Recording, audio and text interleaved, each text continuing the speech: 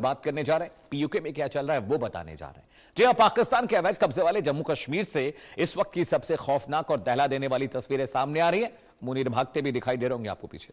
वहां की मजलूम अवाम अब पाकिस्तानी हुकूमत और उसकी बर्बर फौज के खिलाफ आर पार की जंग के लिए सड़कों पर उतर चुकी है। कोटली, रावलकोट, ददियाल, मुजफ्फराबाद और मीरपुर की गलियां पाकिस्तानी सेना, रेंजर्स और पंजाब पुलिस के जुल्म से लहूलुहान हो गई है। अपने बुनियादी हक के लिए खिलाफ आवाज उठाने वाले निहत्थे लोगों पर पाकिस्तान हुकूमत ने गोलियां चलवा दी। आंसू गैस के गोले और पैलेट गन की बौछार से पाकिस्तान के कब्जे वाले कश्मीर की आवाम की आवाज को कुचलने की नाकाम कोशिश की जा रही है दर्शक। लेकिन अब जुल्म का घड़ा भर चुका है। पाकिस्तानी फौज का खूनी नरसंहार भी इस जन आंदोलन की आग को ठंडा नहीं कर पा रहा है। महिलाएं, बुजुर्ग और नौजवान अपनी जान हथेली पर लेकर पाकिस्तानी सेना की संगीनों के सामने सीना तान कर खड़े हैं। हुकूमत की चले तो वो तबाही मचा दे, लेकिन चूल्हे हिल चुकी हैं क्योंकि इस्लामाबाद के हुक्मरान खौफ में हैं। पीयूके का चप्पा चप्पा सुलग रहा है और यह गुस्सा अब थमने वाला नहीं। पीओके में प्रदर्शनकारी पाकिस्तान की बर्बादी और पीओके की आजादी के नारे लगा रहे हैं। लगता है जल्द वो दिन दूर नहीं जब पीओके खुद को आजाद घोषित कर देगा। इस मुद्दे पर चर्चा के लिए खास मेहमान जुड़ेंगे दर्शकों, लेकिन उससे पहले जरूरी जानकारी आपको ग्राफिक के जरिए बता देते हैं। आइए, क्या चल रहा है पीओके में पहले वो समझिएगा। जी हां, पीओके में हालात अभी ठीक नहीं है। वहां पर क्या हालत हाजरा है यह आपको मैं बताने जा रहा हूं। और वहां पर लगातार आंदोलन बहुत मुखर और खतरनाक हो गया है। ग्राफिक्स, जी हां, 3 तस्वीरें आपके स्क्रीन पर मैं आपको दिखाने जाऊं दर्शकों। पहले वो 3 तस्वीरें देखिए कि वहां पर हालात कितने खराब हो गए हैं, किस तरह से पाकिस्तानी सरकार और सेना के खिलाफ पब्लिक सड़कों पर उतर आई है। हजारों लोग वहां पर प्रदर्शन कर रहे हैं सेना के खिलाफ, पाक सरकार के खिलाफ विद्रोह का बिगुल वहां बच चुका है। प्रदर्शनकारियों पर फायरिंग हुई है, 30 से ज्यादा लोगों की मौत हुई है, 5 उसमें पाकिस्तानी सैनिक भी शामिल हैं। और पाकिस्तान से लेंगे आजादी, ये नारे वहां की जनता, वहां की आवाम, वहां की पब्लिक लगा रही है। और ये मुश्किल घड़ी है पाकिस्तान के लिए, क्योंकि उनका झूठ, उनका फरेब अब सामने आ गया है। जब भी पाकिस्तान से गेस्ट जुड़ते हैं तो वो कहते हैं कि पाकिस्तान में सब कुछ ठीक है, पीओके में सब कुछ ठीक है, सबको खाना पानी हर चीज मुहैया कराई जा रही है। अगर सब अच्छा है, सब शांति, तो फिर ये क्या है। चलिए, पीओके में भारी बवाल हो रहा है, वहां से क्या अपडेट है फटाफट आपको बता देते हैं। मुनीर साहब के लिए मुश्किल कैसे है। जी हां, इस वक्त पीओके में हालात बहुत खराब है। सड़कों पर 2 लाख से ज्यादा प्रदर्शनकारी सरकार के खिलाफ प्रदर्शन कर रहे हैं, वो सड़कों पर उतर आए हैं। पाकिस्तानी फौज ने अंधाधुंध उन पर फायरिंग की है, उनको भगाने के लिए, डराने के लिए। बहुत सारे लोग मारे भी गए हैं। अब तक 150 से ज्यादा मौतों का आंकड़ा दर्शकों वहां से आ रहा है। और पाकिस्तानी फौज की बर्बरता से करीब 300 लोग जख्मी बताए जा रहे हैं। क्या हो रहा है पीओके में? लोगों के अंदर पाकिस्तान के खिलाफ गुस्सा है दर्शकों, वहां की आवाम परेशान है। कहां कहां प्रदर्शन हुए आइए जरा आपको बता देता हूं। ये पीओके का इलाका आपको दिखा रहे हैं। इस्लामाबाद, मुजफ्फराबाद, रावलकोट, मीरपुर, कोटली और ददियाल, ये वो इलाके हैं जहां पर बड़े पैमाने पर प्रदर्शन हो रहे हैं। ये पाकिस्तान का नक्शा आपकी स्क्रीन पर है। इस्लामाबाद, मुजफ्फराबाद, रावलकोट, मीरपुर, कोटली, और सबसे अधिक हालत जहां पर खराब है वो मुजफ्फराबाद, रावलकोट और ददियाल में बहुत ज्यादा हालत खराब है। वहां पर हिंसा की जो तस्वीर आ रही है वो ज्यादा भयानक तस्वीर है। जी हां, आखिर ये विद्रोह क्यों हो रहा है, किस चीज की खिलाफत वहां की जनता कर रही है, अगले ग्राफिक्स पर आते दर्शकों मैं आपको बताऊंगा। जुल्म के खिलाफ विद्रोह का बिगुल बच चुका है। क्या मांग कर रहे प्रदर्शनकारी? जी हां, सस्ता गेहूं, बिजली, आरक्षित सीटों का वहां पर विरोध हो रहा है। संसाधनों पर अधिकार की बात कर रहे हैं। हिंसा के खिलाफ वो जांच चाहते हैं। सरकारी फिजूल खर्ची पर वो रोक चाहते हैं। पब्लिक कुछ गलत नहीं चाहती है, लेकिन पाकिस्तान के हुक्मरानों, वहां के पॉलिटिकल रिजीम और सेना की आदत नहीं है ना जनता के हिसाब से फैसले करना। आतंकवादियों के हिसाब से फैसले वहां पर होते हैं। दहशतगर्द तय करते हैं पाकिस्तान का मुस्तकबिल क्या होगा, वहां की जनता तय नहीं करती। पाकिस्तान ने पीओके बर्बाद कर दिया, बड़ा सवाल है। आंकड़े गवाही देंगे दर्शकों। पाकिस्तान की साक्षरता 62% है, पीओके की साक्षरता उससे कहीं कम, 11% से थोड़ी सी ज्यादा। जरा सोचिए, जमीन आसमान। पाकिस्तान में बेरोजगारी 6 से 7% है, वहां क्या। पाक सरकार की पीओके के बजट में 16% कटौती हुई है। सरकार ने जम्मू कश्मीर के बजट को बढ़ा दिया है। जी हां, फर्क देखिए जरा। पाकिस्तान की साक्षरता दर 62% से ऊपर पहुंच गई, लेकिन पीओके की साक्षरता दर देखिए 77% है। वहां ज्यादा पढ़े लिखे तबके के लोग हैं। पीओके में बेरोजगारी दर करीब 11% के आसपास है, पाकिस्तान में 6 से 7% है। तो ये जो डेटा है, ये डेटा बता रहे दर्शकों कि वहां पर क्या चल रहा है, क्यों वहां की जनता सड़कों पर उतर आई है, क्यों जनता परेशान है। 2 खास मेहमान मेरे साथ तस्वीरों में आपको दिखाई दे रहे हैं। कैप्टन श्याम कुमार, पूर्व भारतीय नौसेना के अधिकारी हैं। सर, बहुत बहुत आपका स्वागत है, बहुत शुक्रिया, जय हिंद, आपने वक्त निकाला। अली अशरफ रत्ता साहब आपको तस्वीरों में दिखाई दे रहे हैं, पाकिस्तान के अंतर्राष्ट्रीय मामलों के जानकार हैं, इंटरनेशनल अफेयर्स एक्सपर्ट हैं। आपका भी बहुत बहुत स्वागत है। सबसे पहले कैप्टन साहब मैं आपके पास आ रहा हूं। अभी वहां पर स्थितियां, अभी कल मैं डिबेट कर रहा था, रत्ता साहब मेरे साथ थे, तो उन्होंने जो चीज़ें मुझे बताई कि वहाँ पर जो डिमांड्स हैं अमित, कुछ 35-40 डिमांड थी, उनमें से बहुत सारी फुलफिल कर दी गई हैं और वहाँ पर राशन भी पाकिस्तान के मुकाबले पीओके में सस्ता है और भी सहूलियतें जनता को दी जा रही हैं जो बहुत माकूल है उनके हिसाब से। लेकिन मौत का आंकड़ा बढ़ता जा रहा है, प्रदर्शनकारी सड़कों पर आ गए हैं, वो वीडियो, वो तस्वीरें, सेना पर हमला कर रहा है, जनता हमला कर रही है, सेना कंट्रोल करने के लिए उन पर गोलियाँ चला रही है, लोग मारे जा रहे हैं, सेना के जवान भी, पाकिस्तानी सेना के जवान भी मारे गए हैं और वहां पर हालात लगातार अब और खराब होते जा रहे हैं। पाकिस्तान सरकार उसे कंट्रोल नहीं कर पा रही है। कैप्टन साहब। धन्यवाद अमित जी, थैंक यू, जय हिंद। जय हिंद सर। देखिए, पाकिस्तान को यह समझना पड़ेगा कि वो इस तरह से अपने ही जनता के ऊपर ब्रूटल ऑपरेशन नहीं कर सकते, क्योंकि पाकिस्तान एक तरह से बलूचिस्तान, खैबर पख्तूनख्वा, सिंध का इलाका और ये पीओके की बात हम करते हैं, चारों तरफ से पंजाब को छोड़कर उनको बहुत सारी परेशानियां हैं।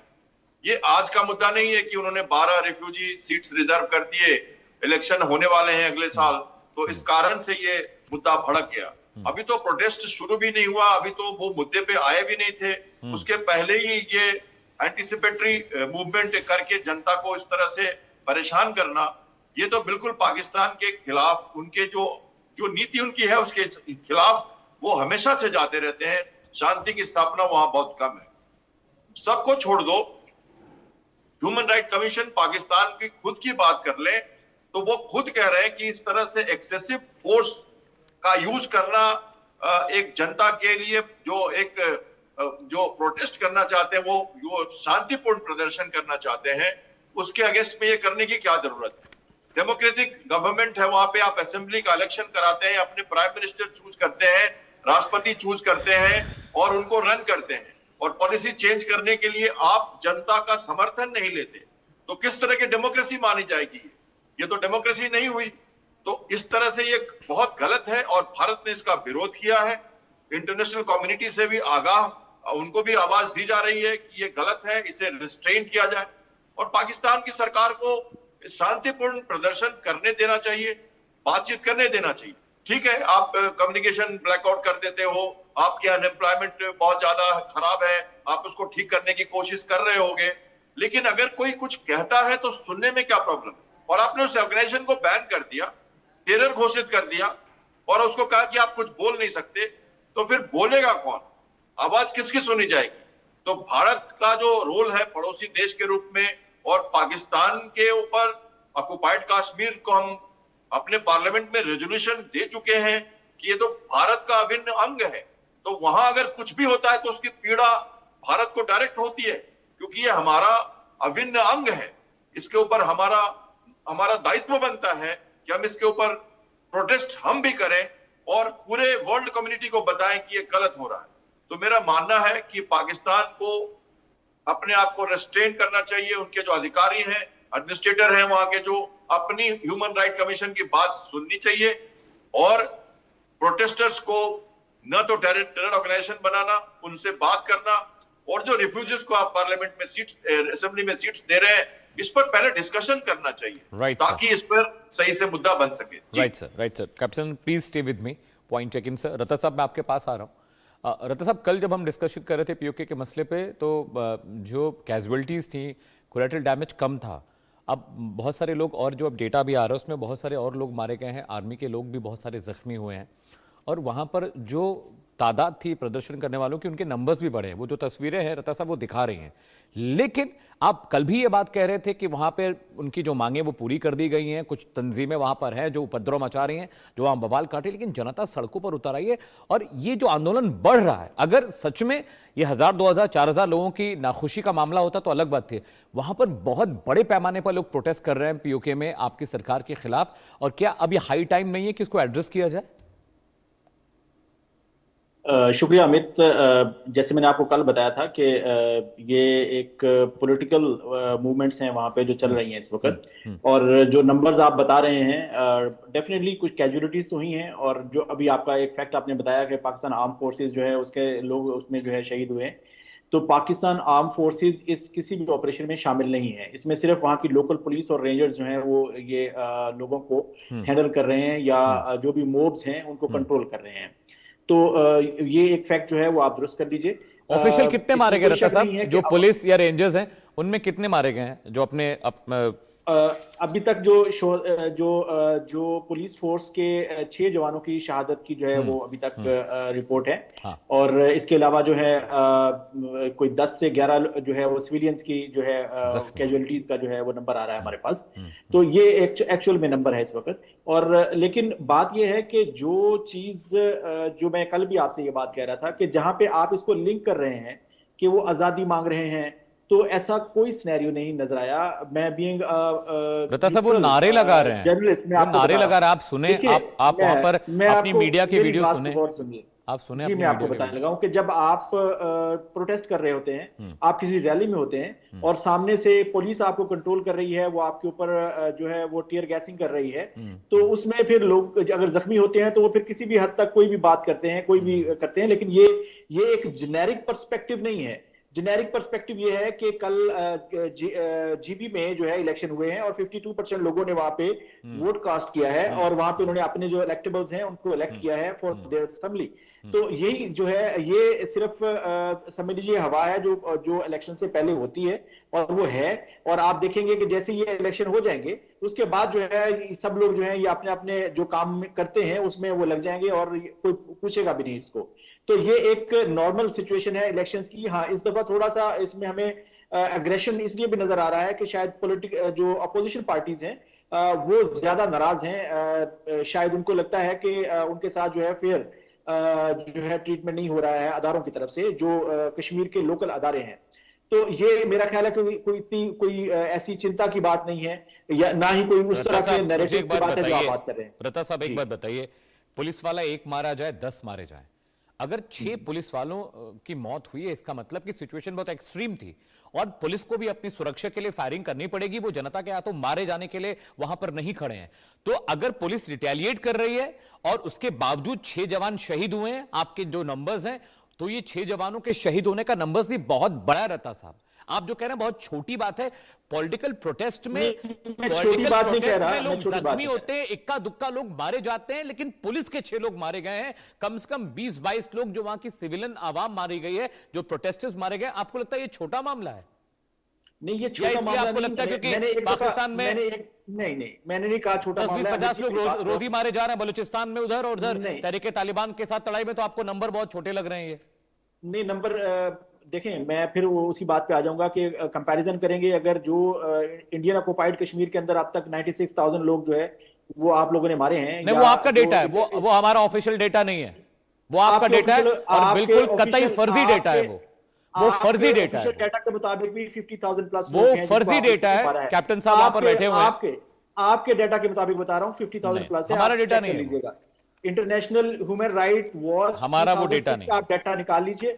50,000 प्लस लोगों को अभी तक आप वहां पे मार चुके हैं। 50,000 आतंकवादी वहां जनता को मारती है, सेना और सरकारें हमारे यहाँ नहीं मारती। और पाकिस्तान सेना ये करती होगी, पाकिस्तान की सरकार ये कर रही है, पीओके में लोगों को मरवा रही है। भारत सरकार ये काम नहीं करती साहब, इलेक्शन ही आपकी इंडियन आर्मी ये काम नहीं करती साहब, इंडियन आर्मी को पाकिस्तानी आर्मी करती है। पाकिस्तानी पॉलिटिकल रेजिम में वहां पर लोगों को मार रहे हैं, हर क्राइम के अंदर उनकी आवाज दबाने के लिए इन्वॉल्व होती है।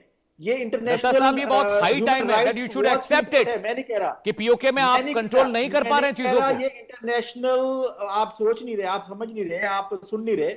मैं कह रहा हूं कि मैं जो डेटा आपको कोट कर रहा हूं वो इंटरनेशनल ह्यूमन कमीशन वॉच का डेटा कमीशन। अरे वो डेटा छोड़िए, आपके 6 जवान शहीद हुए हैं, 20-25 नागरिक पीओके में मारे गए, क्या कंट्रोल में है? डेटा छोड़ दीजिए।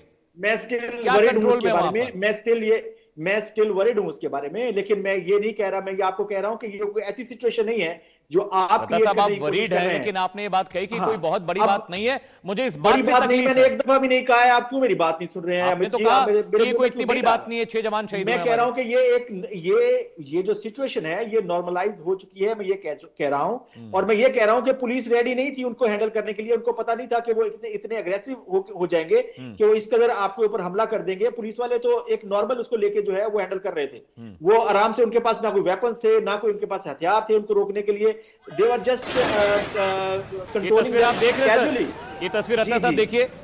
जी जी, ये टीयर गैसिंग हो रही है। ये टीयर गैस नहीं है सर, जी जी जी, this is not tear gas gun, जी it's firing, that's a bullet gun, not tear gas gun. Tear gas gun का जो अगर बैरल होती है वो थोड़ी मोटी होती है सर, इट्स अ गन। जी, मैं बताने लगा, अगर आप थोड़े अपडेटेड हैं तो अब जो है आपको पता है कि प्लास्टिक की बुलेट्स जो है फायर की जाती हैं मॉब्स के ऊपर। आप इस तरह से आप उसको प्लास्टिक की बुलेट से 20 लोग मर जाएंगे सर। अरे भाई, वो फिर आप एक दूसरी तरफ चले गए। अब आप जो मनाजिर दिखा रहे हैं कुछ और दिखा रहे हैं। एनी हाउ, मैं इस चीज के ऊपर बहस में नहीं पड़ रहा आपके साथ कि ये अच्छा हो रहा है। मैं ये कह रहा हूं कि ये अच्छा नहीं हो रहा है, लेकिन जो चीजें आप कश्मीर में करते हैं उसके कंपैरिजन में कश्मीर में हम कुछ नहीं करते। कश्मीर में लोग खुश हैं, वहां पर बच्चे पढ़ लिख रहे हैं, टूरिस्ट वहां पर आ जा रहे हैं, वहां चैन और अमन है। पाकिस्तान जो चाह रहा था कश्मीर के लिए वो करने नहीं दिया हमने। कैप्टन साहब ये देखिए, यही एक विजन, यही एक नजरिया होता है। आवाज नहीं आ रही, आवाज कट रही है। जी, आप सुन पा रहे हैं मुझे कैप्टन साहब? आप सुन पा रहे हैं? आप सुन पा रहे हैं मुझे कैप्टन साहब? कट रही है बीच बीच में। अच्छा ठीक है, मेरा सवाल ये है कैप्टन साहब आपसे कि पीओके में जो स्थिति है उसकी तुलना कश्मीर से कैसे की जा सकती है? कश्मीर में तो बहुत चैन और सुकून है, वहां पर यूनिवर्सिटीज खुल रही हैं, टूरिस्ट वहां बढ़ रहे हैं। हां, आतंकवादी घटनाओं की वजह से लोग डरे, लोग सहमे, वहां की इकोनॉमी पर फर्क पड़ा है, लेकिन वहां पर चीजें सरकार कोशिश कर रही है। और आज से 20 साल पहले का कश्मीर और अब के कश्मीर में बहुत फर्क है। कैप्टन साहब जरा समझाइए मेरे फाजिल दोस्त को।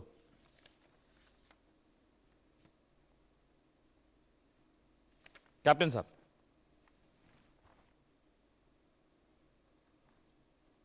कैप्टन आप सुन पा रहे हैं? आप मुझे आपकी आवाज नहीं आ रही है। मैं आपको बता देता हूं कि पिछले 20 साल में अगर आप 1 लाख लोगों को मार देंगे तो लोग आपके, ये नहीं है कि वो लोग, रत्ता साहब दैट्स योर डेटा।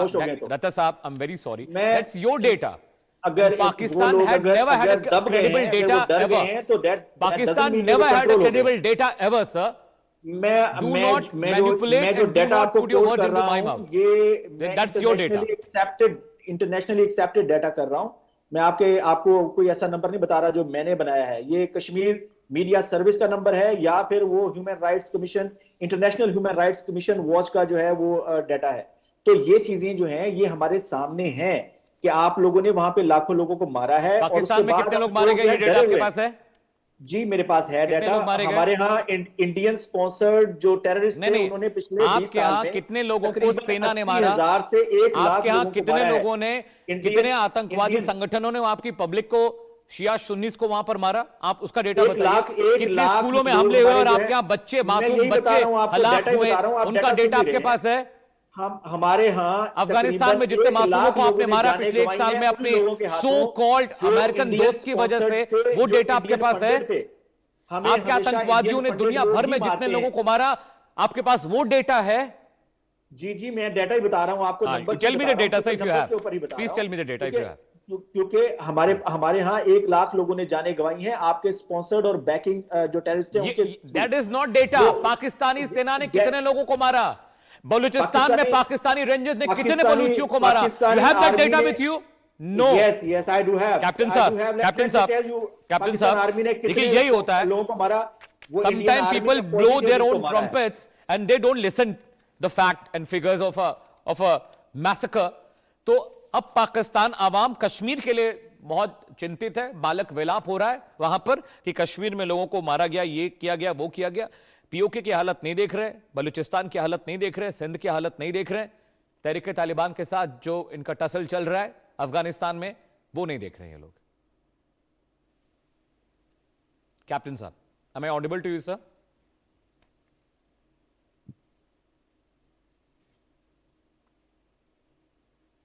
कैप्टन साहब आप मुझे सुन पा रहे हैं? ठीक है, रत्ता साहब मैं आपके पास आ रहा हूं, उनका नेटवर्क नहीं है।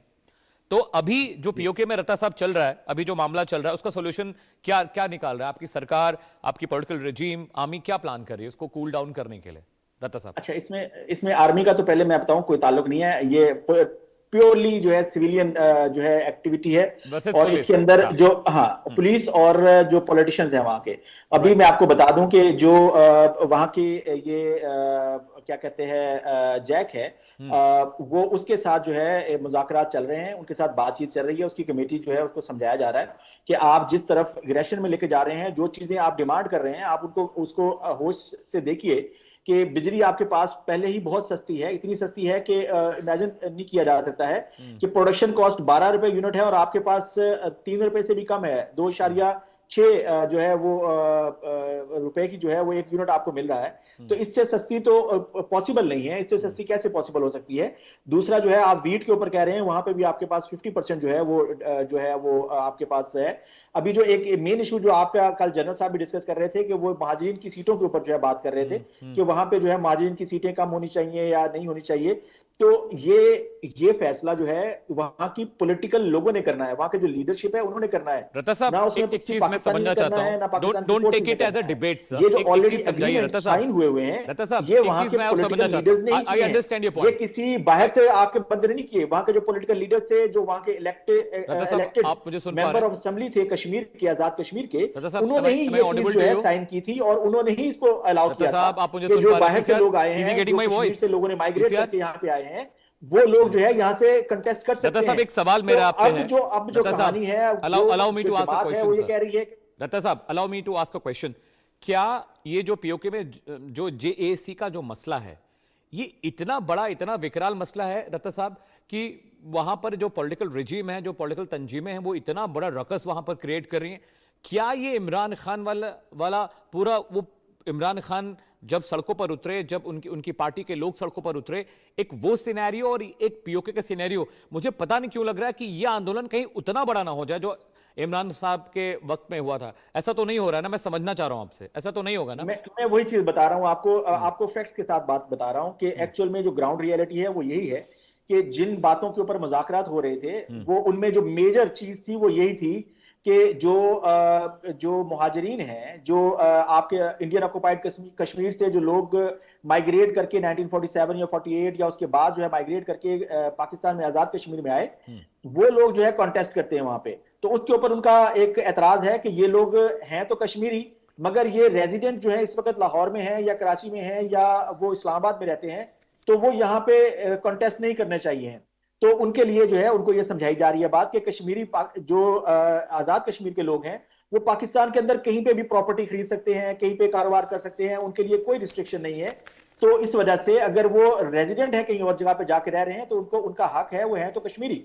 हाँ, तो ये बेसिक चीज है जो उनको समझाई जा रही है और होपफुली अगले एक हफ्ते के अंदर जो है ये सारी चीजें नॉर्मलाइज हो जाएंगी। दत्ता साहब, मैं उम्मीद करता हूं और इस बात की प्रार्थना भी करता हूं ईश्वर से कि पीओके में जो चीजें हो रही हैं वो बेहतर है कि जल्दी नॉर्मल हो जाएं, क्योंकि वहां पर लोग मर रहे हैं, चाहे वो पुलिस के लोग हों, चाहे वो नॉर्मल सिविलियंस हों, और ईश्वर ना करे कि ये उपद्रव इतना बड़ा हो जाए कि आपकी सरकार उसको कंट्रोल ना कर पाए। आप जो कह रहे हैं वो बात मैं मान रहा हूं कि इस मामले का मसला सिर्फ चुनावों तक है, उसके बाद चीजें ठंडी हो जाएंगी। बहुत बहुत शुक्रिया रत्ता साहब for joining us from Pakistan. दर्शकों, एक ब्रेक के लिए रुक रहे हैं इस डिबेट में, अभी के लिए फिलहाल इतना ही, लेकिन इंडिया न्यूज पर खबरों का सिलसिला लगातार जारी है। Stay with us.